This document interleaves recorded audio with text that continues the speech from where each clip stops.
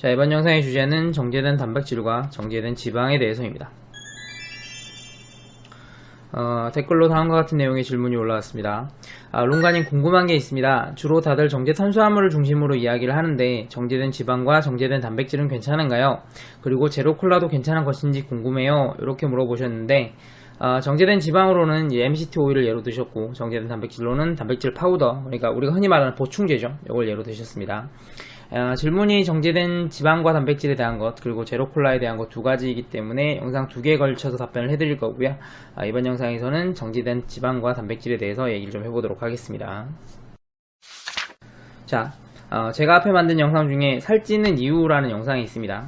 보통 살찌는 이유가 뭐냐라고 물어보면 음식을 많이 먹기 때문이다 라고 대답을 많이 하시는데, 이 영상에서 제가 말하는 거는 애초에 음식을 많이 먹고 싶어지는 식욕의 증가가 정제 탄수화물 때문이다 라는 얘기를 했었거든요.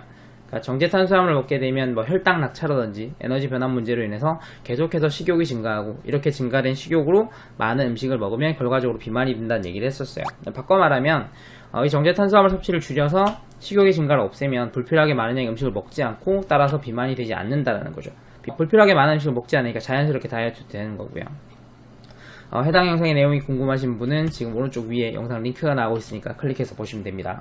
자, 그럼 이 관점으로 봤을 때 정제 단백질과 정제 지방 같은 경우에는 식욕의 증가를 불러일으키진 않아요. 그래서 다이어트에 간접적으로는 영향이 있을 수 있지만 직접적으로 영향을 주진 않는데, 이제 다이어트가 아니라 건강이라는 점을 기준으로 놓고 보면 주의해야 될 부분은 분명히 있습니다. 자, 이걸 어렵게 생각하실 필요가 없고요. 이제 정제 음식이 가지는 특징을 생각을 해보시면 됩니다. 사람이 음식을 먹었을 때 이 음식이 우리 몸에서 바로 에너지가 되는 게 아니에요. 소화하는 과정을 거쳐야 되거든요. 그래서 비정제 음식이라는 거는 가공이 되어 있지 않기 때문에 한 번에 많은 양을 먹기가 힘들고, 소화하는데 시간이 오래 걸리기 때문에 천천히 흡수되는 음식을 말하고요. 정제 음식이라는 거는 가공 과정을 거쳐서 한 번에 많은 양을 먹기 좋게 되어 있고, 소화하는데 시간이 짧아서 몸에 빠르게 흡수되는 음식을 말해요. 자, 그러면 이 개념은 정제 지방과 정제 단백질도 다르지 않습니다. 정제 단백질 같은 경우에는 주로 단백질 파우더나 보충제 같은 이름으로 많이 불리는데, 이거 같은 경우에는 근육을 키우시는 분들이 많이 드시죠. 그리고 애초에 먹는 이유가 먹기 좋게 가공이 되어 있어서 많은 양을 먹을 수 있고, 근육을 만드는 데 필요한 단백질이 몸에 빠르게 흡수되기 때문입니다. MCT 오일 같은 경우에도 장점으로 꼽는 게 먹기 좋게 가공이 되어 있다는 점, 그리고 몸의 흡수가 빠르다는 점을 장점으로 들어요. 자, 이 정제 음식이라는 게 무조건 좋고 나쁜 거가 있는 게 아니라 상황에 따라서 조금 다른 거거든요. 그러니까 제가 많은 영상에 걸쳐서 정제 탄수화물 섭취를 줄여야 된다라는 얘기를 했지만, 요거 같은 경우에는 다이어트를 관점으로 한 거예요.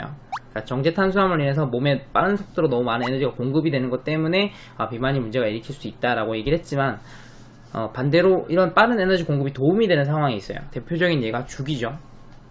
자, 죽은 백미를 재료로 한 거고 쌀알을 으깨서 만들기 때문에 한 번에 많은 양을 먹을 수 있고 소화 흡수가 굉장히 잘 된다는 특징이 있어요. 그러면 이게 필요 없는 상황에서 공급되면 비만이라는 형태로 가겠지만, 우리 몸이 급하게 에너지가 필요한 상황, 예를 들면 병원에 입원한 환자에게는 죽을 주기도 하거든요. 이런 상황에서는 건강에 도움이 되기도 합니다. 먹기 쉽다, 많은 양을 먹을 수 있다, 빠르게 흡수된다, 이런 특징이 장점으로 작용될 수 있는 상황에서는 좋은 거고요. 이런 특징이 단점으로 작용될 수 있는 상황에서는 좋지 않은 겁니다. 자, 그러니까 예를 들어서 내가 지금 진짜 열심히 운동을 하고 있고, 그래서 내 몸의 근육이 굉장히 빠르게 크고 있다. 이런 경우라면 몸에 단백질이 많이 필요하잖아요. 그죠? 그런데 비정제 단백질을 먹으려고 했더니 이게 고기라서 굽거나 찌거나 삶는 요리를 해야 되는데 내 상황상 그렇게 하기가 어렵다. 이런 경우에는 보충제가 도움이 될 수 있습니다.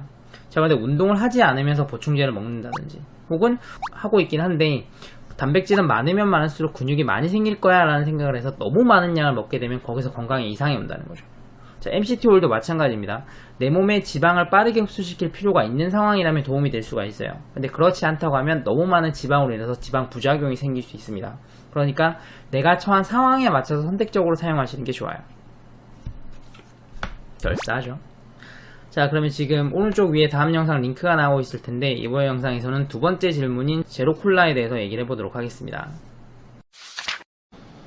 상당히 긴 영상인데 끝까지 봐주셔서 감사하고요. 영상이 재밌으셨다면 구독하기, 추천하기, 그리고 공유하기 해주시면 감사하겠습니다. 구독하기는 영상 오른쪽 아래에 있는 워터마크 클릭하시면 구독이 되시고요. 그러면 저는 다음 시간에 또 다른 영상으로 찾아오도록 하겠습니다. 다음 시간에 만나요. 안녕.